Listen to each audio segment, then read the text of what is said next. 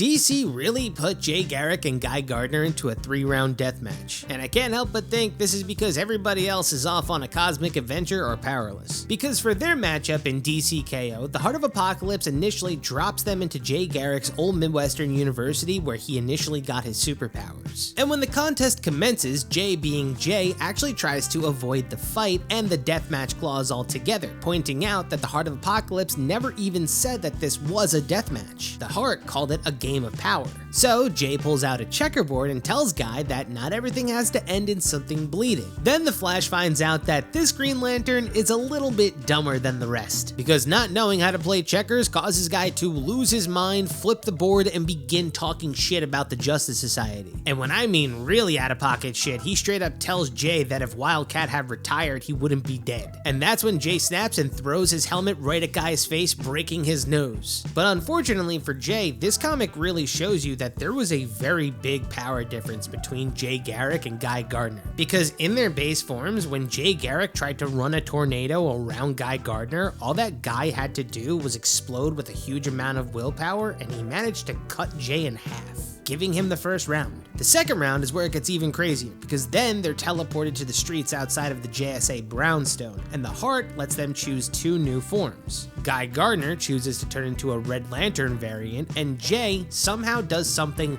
way scarier. He becomes the Speed Force, which honestly would have been a badass third pick if he won, because when he chooses this form, he doesn't even run anymore. He's just a bolt of energy that crashes into Guy Gardner over and over, and eventually he defeats Guy by overloading Guy's red ring until the thing explodes, giving Jay the win, because if a Red Lantern has no ring, they die. As for round 3, well, you 1990s comic fans, we're back on Vuldar, the alien homeworld of Guy Gardner's people. That's right, if you didn't know, Guy is actually part alien. So the variant of himself that he chooses is Warrior, which is like a variant of Guy Gardner who has all of the combat knowledge of his entire species. Jay, on the other hand, goes straight up old school, turning back into his World War II self with his helmet and spear combo. And their final fight is awesome, but unfortunately it ends with Guy using his quote-unquote alien instincts to disarm Jay, slam him into a rock wall, and pin him there with his own spear. And while stuck, Jay, admitting defeat, tells Guy to make sure that Darkseid pays, only for Guy to respond by blasting him point blank with an RPG to the face, winning the final round and the match.